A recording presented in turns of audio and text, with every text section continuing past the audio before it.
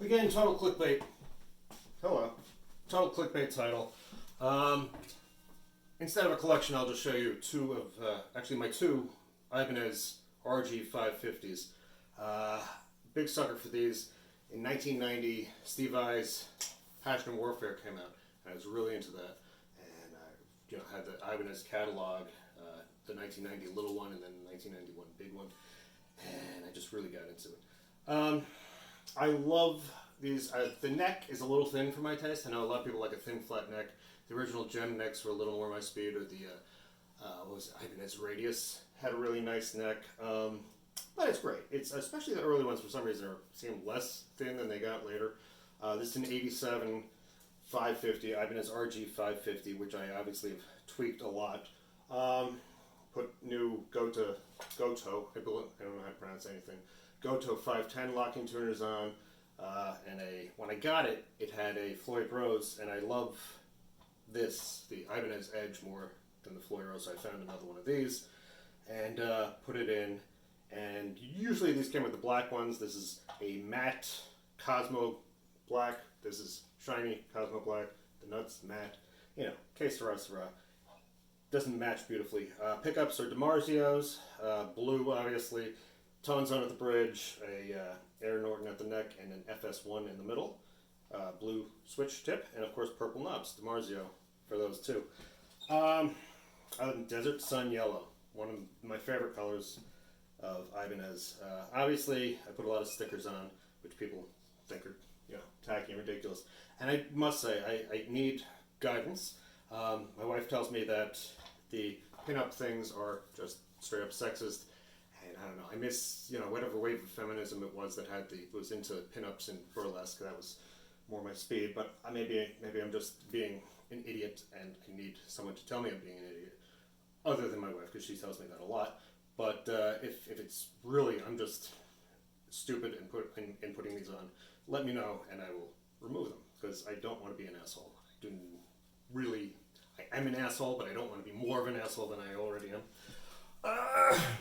Anywho,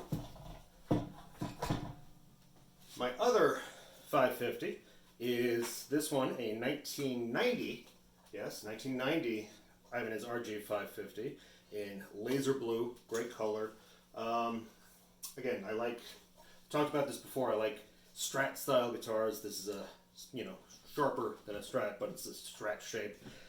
Basswood body, the other one same thing, basswood body, maple neck, separate maple fretboard, tilt back headstock on these, which is not very Fendery, but it's great, I have no problem with that.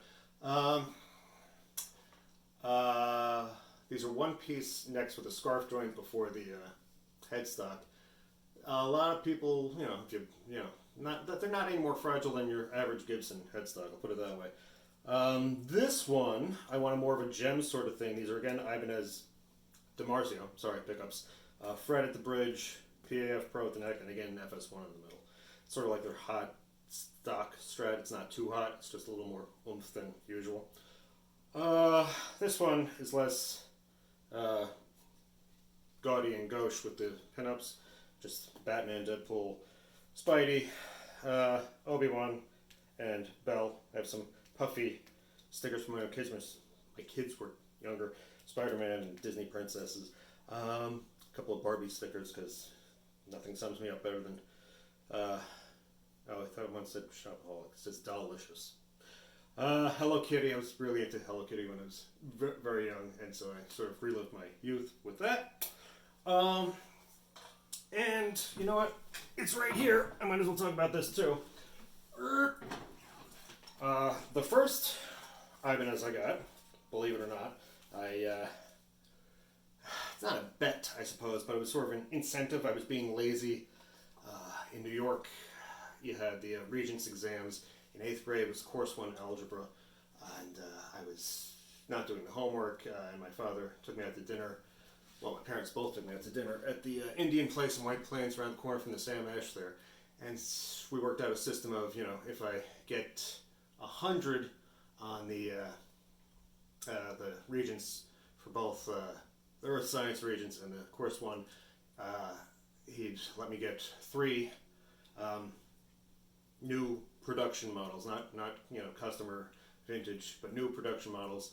If I got 95 or better on both, he said 2, and if I got 90 or better, he'd give me 1. And I got a 95 in the Earth Science and 100 on the Course 1, and so I got 2. I got the PRS Custom that was in the background somewhere.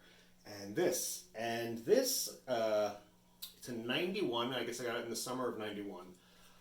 And it's just fabulous. You know, it's obviously the first really commercially available 7-string with a bottom string. I know Fender made them with a high string in the late 80s, but I don't even think that was really commercially available. But anyway, this is just, you know, it blew me away. And, you know, at first I used it a lot. And then as time went on, I used it less, then more, then less, then more, all throughout the 90s. And the aughts. And in the summer of 08, I sold it like a schmuck. And, you know, and then my wife and I sort of separated for a few months. And I bought another one because I couldn't find this one. It sort of disappeared on me. And then when we got back together, I sort of got into debt and had to sell that. And anywho, in the summer of 2012, I was able to find this, and I obviously paid more than I originally sold it for, but I was able to find my original guitar and get it back. And it meant obviously a lot to me with my, you know, my father. You know, my friends, obviously, especially guitar playing friends, called me spoiled, which is probably true. Which is definitely true. I was an only child, only grandchild, and so everybody focused their attention on me. But it's just, yeah, it's everything has its pros and cons.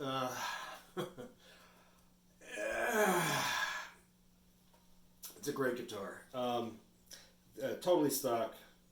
The original Ibanez Blaze pickups, which are really, really cool pickups. Sort of a mid-scoop on the bridge, the sort of low output on the neck, and the, you know, single coils. Pretty sort of like similar to the FS1, I think. It's more, it seems to have more oomph than the normal single coils that were on the Gem. Great guitar. Again, I was really not well between the summer 2008 and the summer 2012 when I didn't have it, and I really became a lot more myself after I got it back, and I just love this thing. I don't know. I saw somebody had something about these recently on the YouTube about how I didn't look at it because I didn't want to be annoyed about how he felt let down by it, but I don't know. I don't play it that much because when I do play it, I just want to play this, and I'm like, you know, I love the sound, obviously the low end, and it's great. It's just great. I know.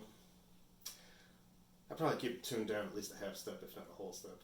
Keep them all tuned down a whole step, if not a half step, for the most part. I don't know.